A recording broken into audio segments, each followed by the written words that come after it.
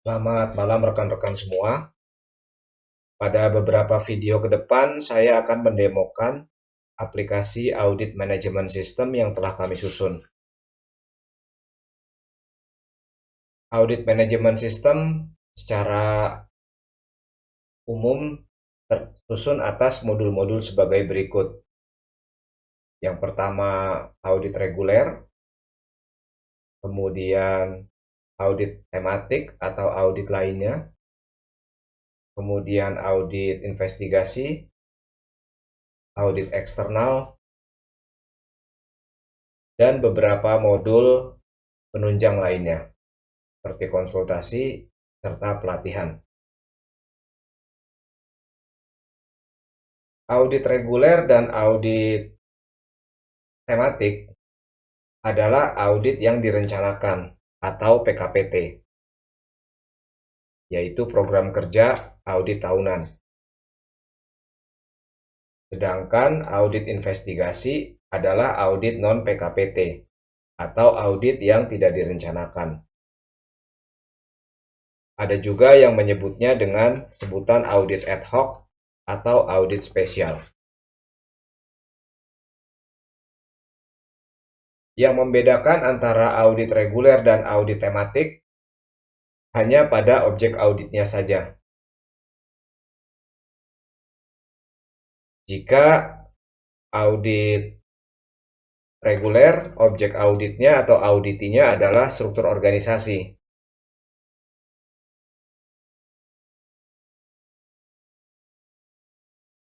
Sementara untuk audit tematik, objek auditnya atau auditinya adalah suatu proses. Misalnya,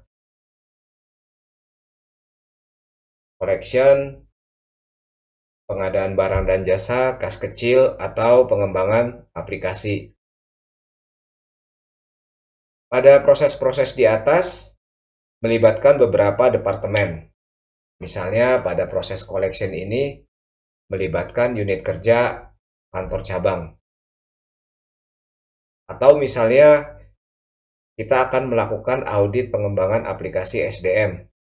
Ini nantinya akan melibatkan Departemen Procurement, Teknologi Informasi, serta Departemen SDM itu sendiri. Selain perbedaan objek audit tadi, tidak ada perbedaan lain. Kedua jenis audit tersebut memiliki alur proses yang sama.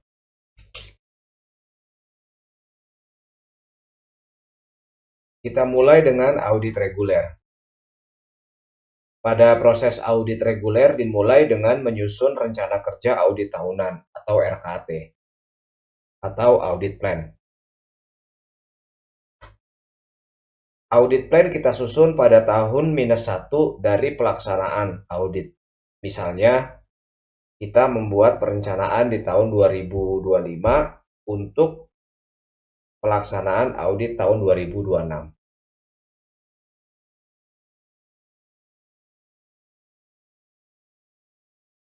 Pada 1 tahun rencana audit, kita dapat membuat beberapa jadwal pelaksanaan, bergantung pada sumber daya dan waktu yang dimiliki oleh tim auditor. Dalam menyusun rencana kerja, auditor mempertimbangkan tingkat resiko suatu auditi atau risk rating. Semakin tinggi tingkat resiko, maka auditi tersebut semakin diprioritaskan untuk dilakukan audit.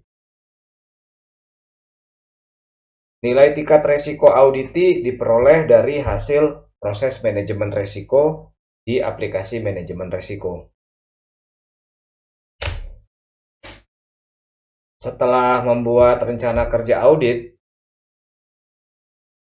selanjutnya auditor dapat merekam data feedback dari direksi, membuat rencana biaya, serta membuat proposal tahunan. Feedback, rencana biaya, serta proposal tahunan bersifat opsional. Auditor dapat melakukan input ataupun tidak.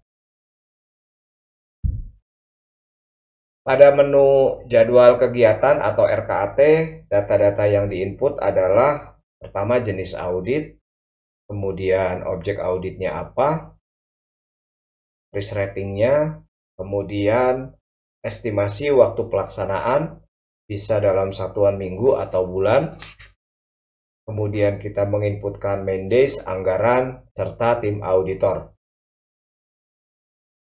Susunan tim auditor bisa berbeda-beda antar satu perusahaan, tentu saja kami menyesuaikan dengan kondisi perusahaan klien.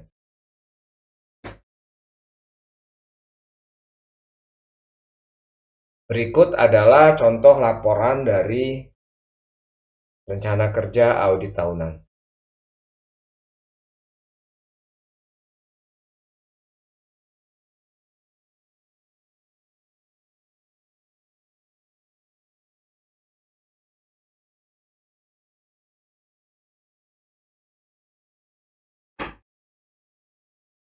Selanjutnya, kita ke menu feedback RKAT. Menu ini digunakan untuk merekam feedback yang disampaikan oleh direksi terhadap audit plan yang telah dibuat oleh auditor. Pada menu feedback RKAT ini, data-data yang diinputkan adalah sebagai berikut. Yang pertama, tanggal feedbacknya kapan, kemudian uraian, serta lampiran. Berikut adalah output laporan dari feedback RKAT.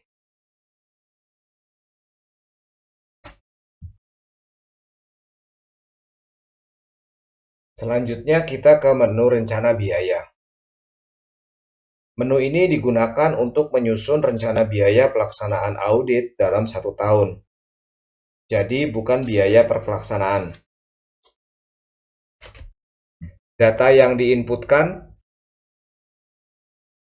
adalah sebagai berikut. Yang pertama, kita menginputkan komponen biaya serta nominalnya.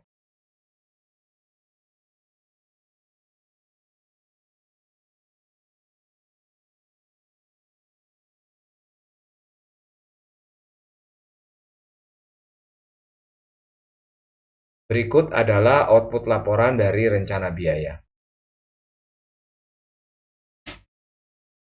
Kemudian kita ke proposal tahunan. Proposal tahunan ini digunakan untuk membuat dokumen proposal yang diajukan oleh tim auditor kepada direksi.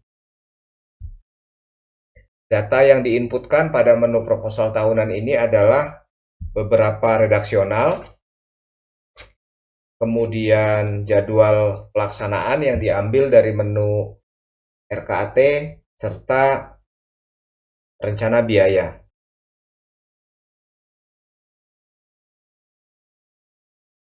Berikut adalah contoh laporan dari dokumen RKAT atau proposal tahunan.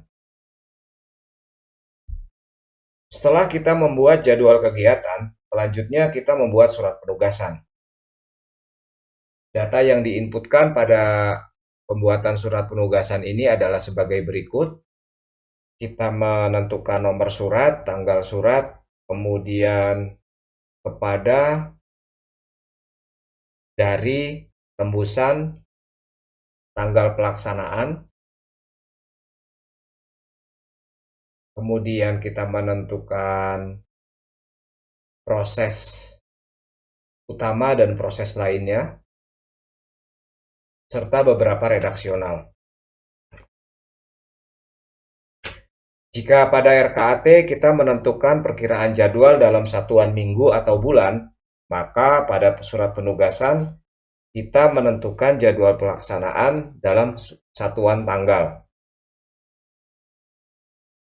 Di surat penugasan juga kita masih dapat melakukan perubahan terhadap tim auditor yang telah direncanakan.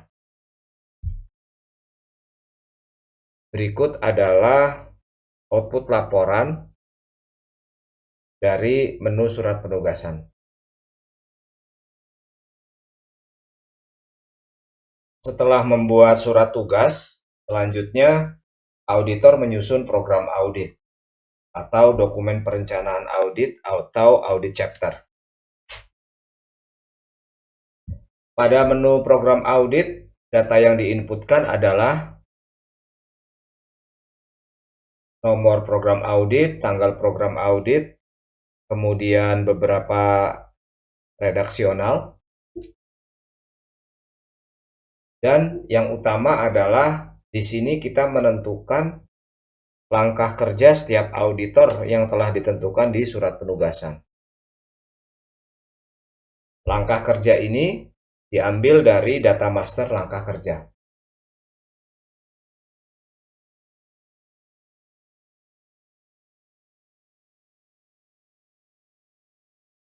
Langkah kerja ini adalah data pengendalian yang berasal dari aplikasi manajemen risiko.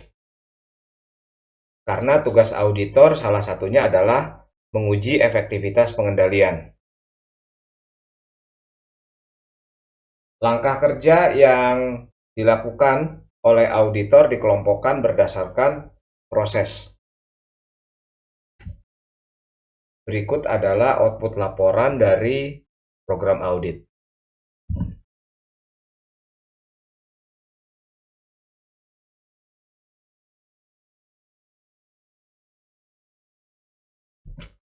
Sekarang kita ada di menu biaya penugasan. Menu biaya penugasan ini digunakan untuk menyimpan data estimasi biaya yang dibutuhkan untuk melakukan kegiatan audit di objek audit tertentu. Dalam hal ini, audit operasional di kantor cabang Demak.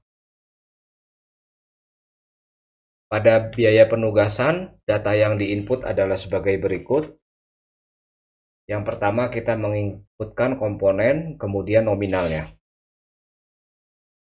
Menu biaya penugasan ini bersifat opsional, user bisa menginputkan data, bisa juga tidak.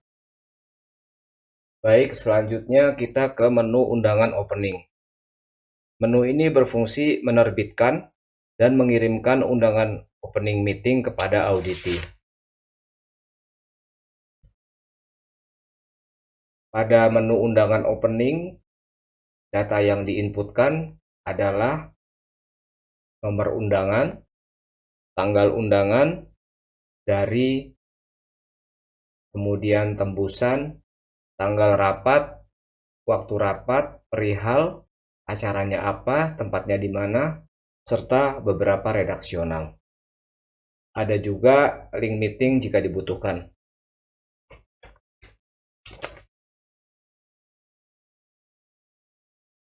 Berikut adalah output laporan dari opening meeting. Undangan opening maksudnya. Setelah kita membuat undangan opening, selanjutnya kita merekam data pelaksanaan opening meeting. Opening meeting menandakan bahwa pelaksanaan kegiatan audit telah dimulai pada objek audit tersebut. Pada menu opening meeting, data yang diinputkan adalah sebagai berikut. Yang pertama, tanggal pelaksanaan, kemudian tempatnya di mana, jamnya jam berapa, serta peserta yang hadir. Diinputkan juga beberapa lampiran dan risalah rapat. Berikut adalah output laporan dari opening meeting.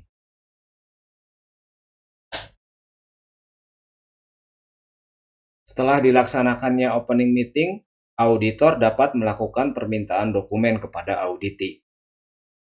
Data dokumen disimpan di data master dokumen audit.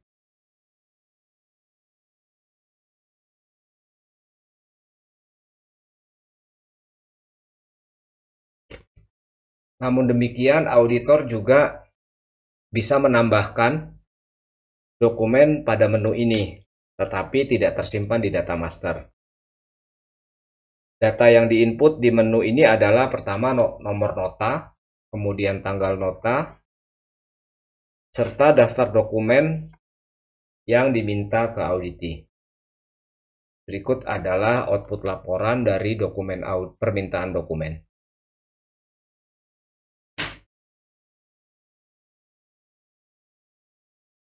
Setelah auditor mengirimkan permintaan dokumen, selanjutnya auditi akan melakukan pemenuhan dokumen yang diminta.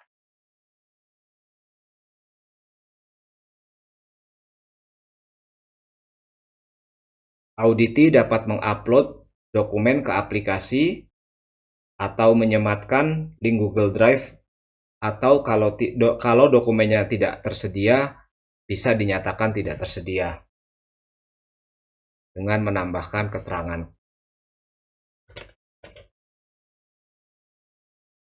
Berikut adalah output laporan dari pemenuhan dokumen.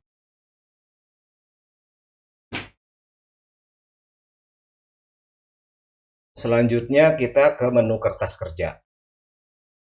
Setiap auditor yang telah ditentukan di program audit dapat membuat kertas kerja. Dapat membuat kertas kerjanya masing-masing. Pada menu kertas kerja ini, data yang diinput adalah sebagai berikut. Yang pertama, nomor KKA, kemudian tanggal KKA. KKA itu kertas kerja audit. Kemudian proses apa yang sedang diperiksa, langkah apa yang sedang dijalani, dokumen apa yang sedang diperiksa, kemudian kita menentukan status temuan, tingkat temuan, judul audit, isi temuan, root cause, serta referensi. Dan jika dibutuhkan, kita bisa mengupload lampiran. Status temuan bisa dipilih temuan atau bukan temuan.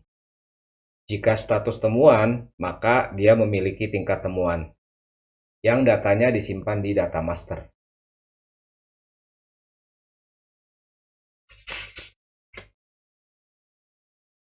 Berikut adalah output laporan dari menu kertas kerja.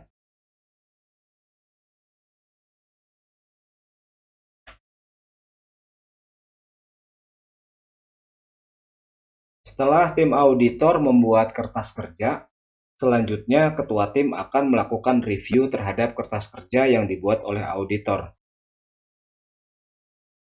Di review ini, ketua tim dapat menyatakan bahwa dia setuju atau tidak setuju terhadap kertas kerja yang dibuat oleh timnya.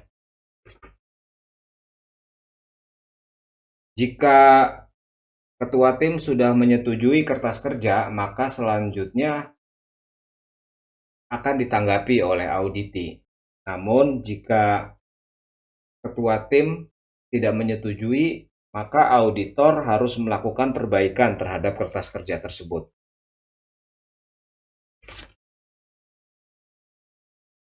Sekarang kita ada di menu tanggapan. Di menu tanggapan ini, auditi akan memberikan tanggapan atas kertas kerja yang telah dibuat oleh auditor. Kertas kerja yang ditanggapi adalah yang berstatus temuan. Yang berstatus bukan temuan tidak perlu ditanggapi. Pada menu tanggapan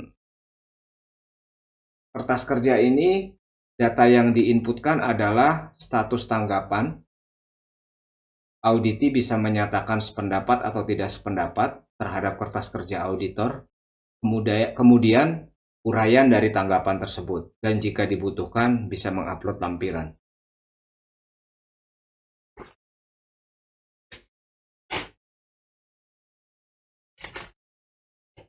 Berikut adalah output laporan dari menu tanggapan.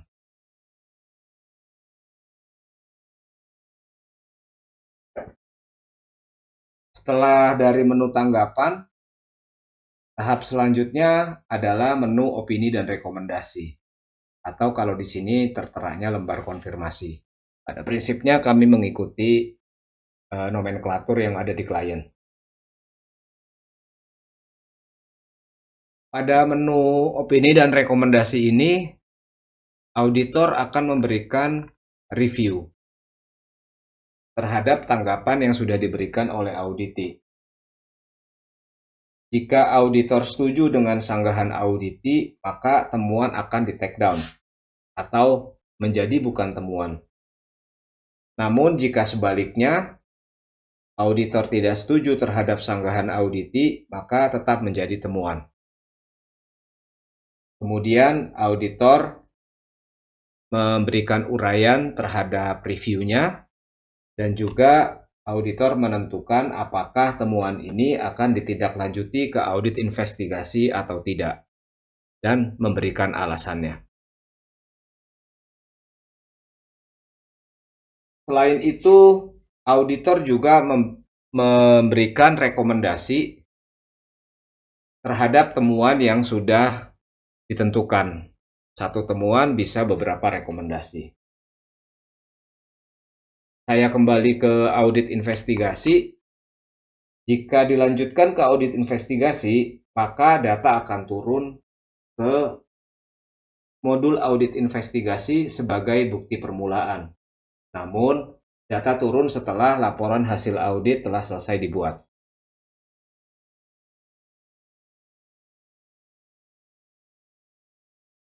Baik, berikut adalah output laporan dari menu opini dan rekomendasi.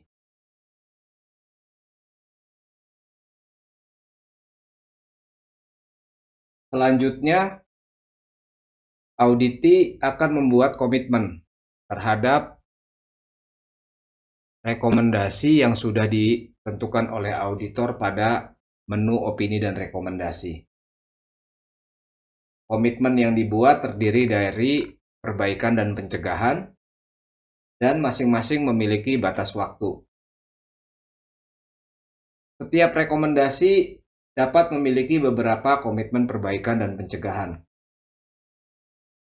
Komitmen perbaikan bersifat mandatori, sementara komitmen pencegahan tidak mandatori. Berikut output laporan dari menu komitmen.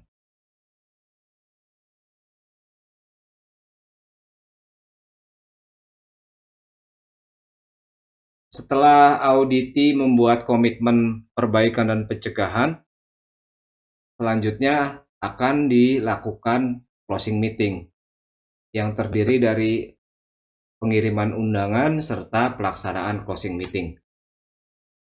Prosesnya sama seperti opening meeting, dan data yang diinputkan juga sama seperti opening meeting.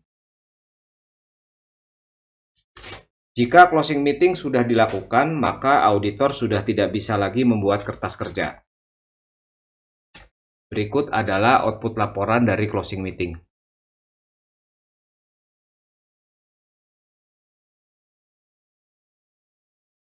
Selanjutnya kita ke menu laporan hasil audit atau laporan hasil pemeriksaan.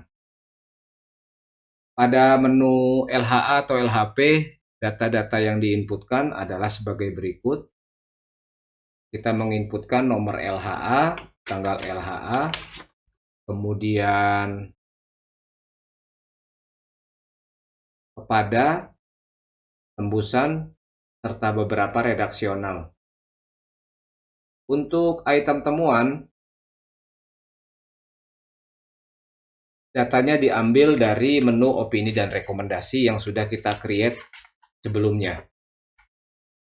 Untuk redaksional, kami tentu menyesuaikan dengan laporan existing.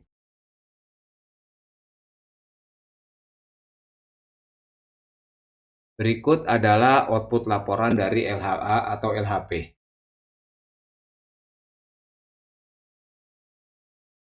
Sekarang kita ke menu realisasi biaya.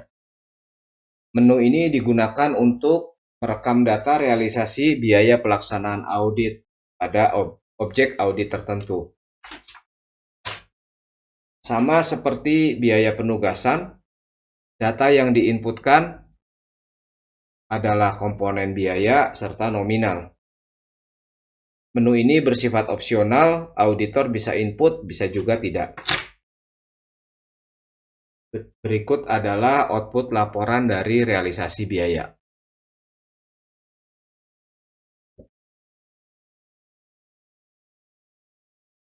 Sekarang kita di menu tindak lanjut rekomendasi.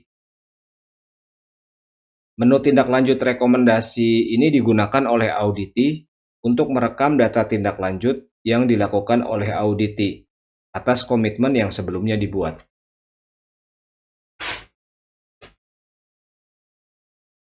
Data yang diinputkan pada tindak lanjut rekomendasi adalah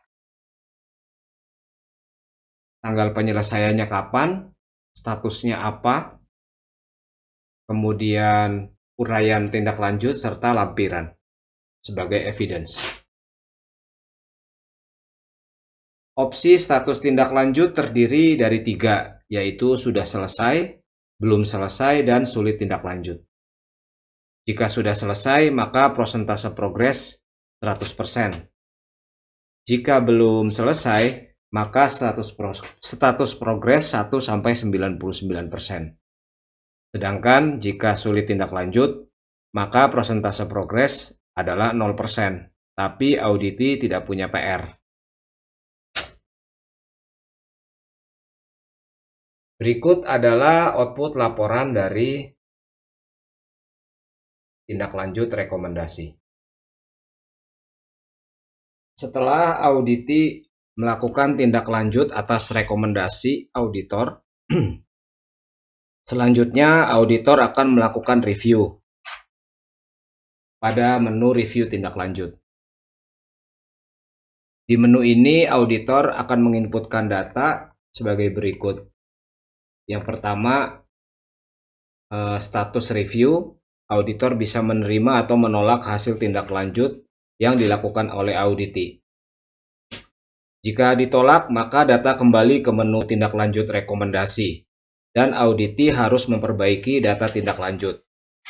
Sebaliknya, jika auditor menerima hasil tindak lanjut tersebut, maka siklus proses pelaksanaan audit telah selesai. Di sini auditor juga memberikan uraian terhadap review yang dilakukan. Berikut adalah output laporan dari review tindak lanjut.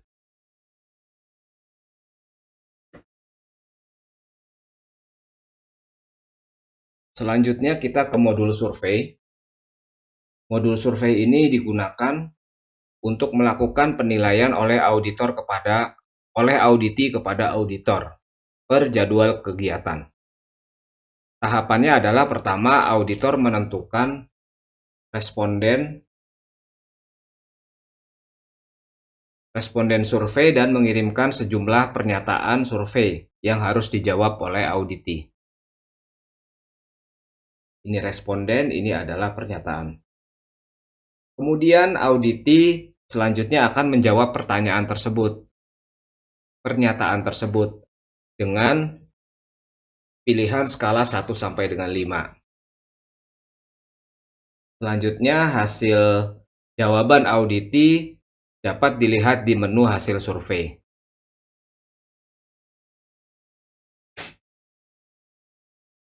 Menu penilaian kinerja digunakan untuk merekam data penilaian yang dilakukan oleh Head of Internal Audit atau Kepala Satuan Pengawas Internal kepada tim auditor yang melaksanakan jadwal kegiatan tertentu. Parameter penilaian disimpan di data master.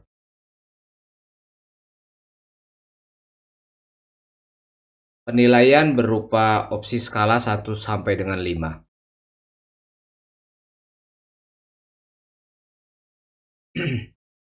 Berikut adalah output laporan dari menu penilaian kinerja.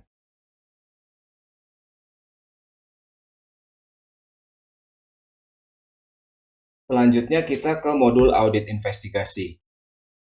Modul audit investigasi digunakan untuk mengelola data pelaksanaan audit investigasi atau audit ad hoc.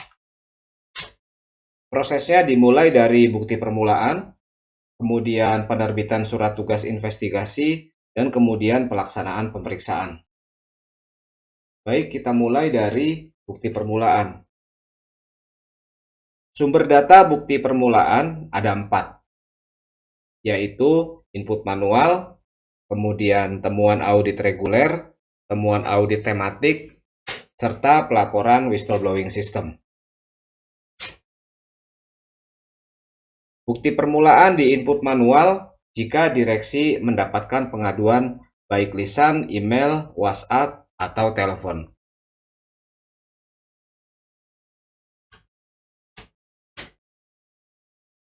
Data yang diinput pada menu ini adalah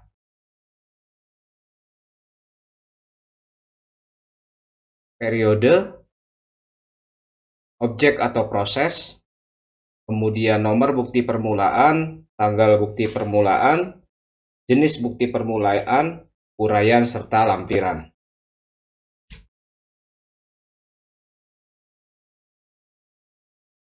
Berikut adalah output laporan dari bukti permulaan.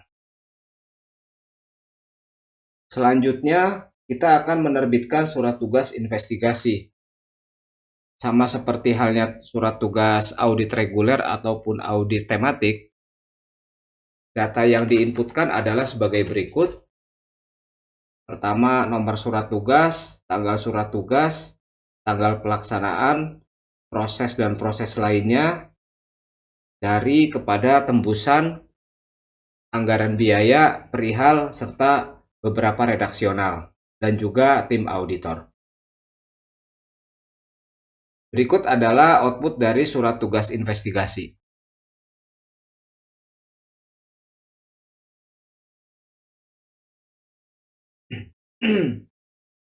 Setelah diterbitkan surat tugas investigasi, selanjutnya tim auditor yang ditunjuk melakukan pemeriksaan, dan hasilnya direkam di menu investigasi ini.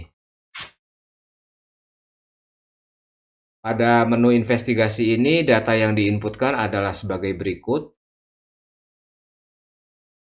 Nomor laporan, tanggal pemeriksaan, pihak terkait, auditi, tembusan, keterangan, kerugian, serta alat bukti.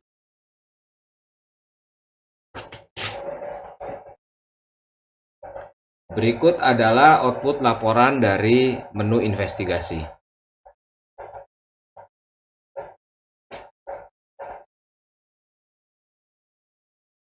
Data hasil investigasi ini selanjutnya dikirimkan ke aplikasi whistleblowing system sebagai pemberitahuan kepada bagian kepatuhan untuk ditindaklanjuti. Nah, sampai di sini proses audit investigasi sudah selesai. Selanjutnya kita ke modul audit eksternal. Modul audit eksternal ini digunakan untuk merekam data pelaksanaan audit eksternal oleh auditor eksternal. Biasanya auditor eksternal akan melakukan pemeriksaan laporan keuangan perusahaan.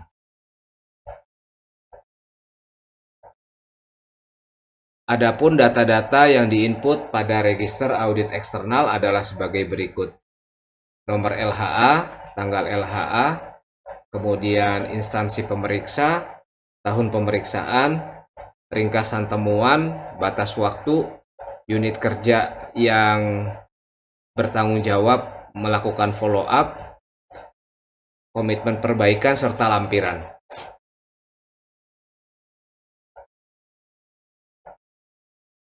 Setelah hasil pemeriksaan direkam, selanjutnya diinput data tindak lanjutnya.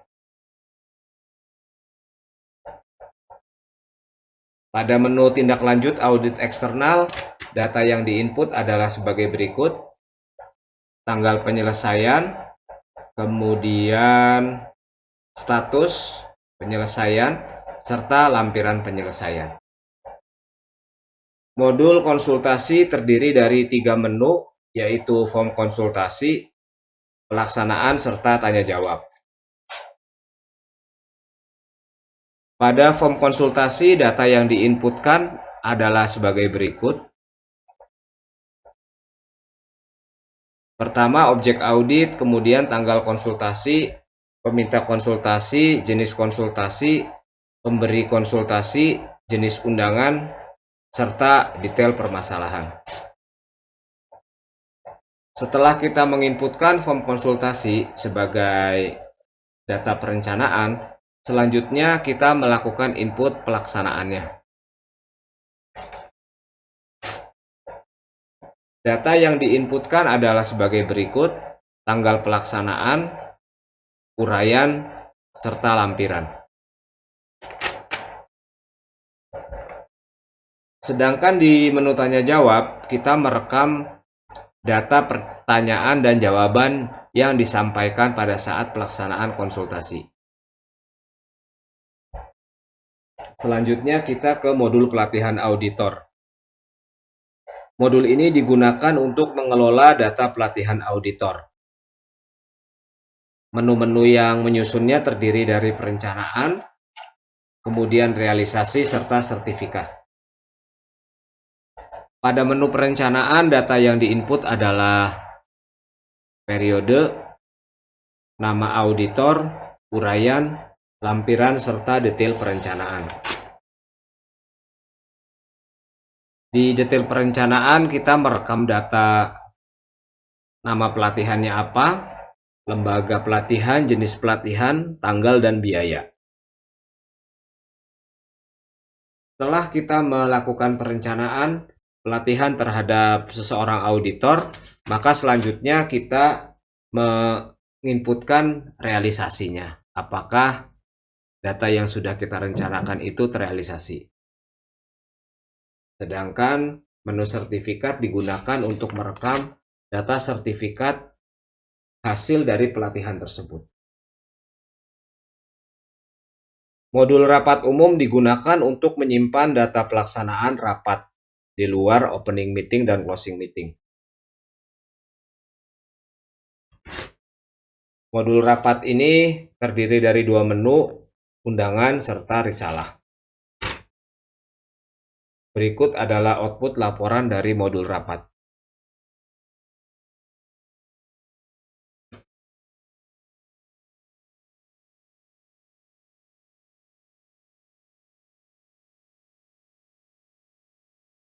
Sedangkan modul pelaporan berfungsi melakukan cetak ulang dari laporan transaksi yang telah dilakukan sebelumnya. Modul pelaporan ini mungkin bisa digunakan untuk direksi mencetak laporan supaya menu yang diakses oleh direksi tersebut tidak terlalu banyak ya. Demikian uraian demo mengenai aplikasi Audit Management System yang telah kami susun. Semoga bermanfaat.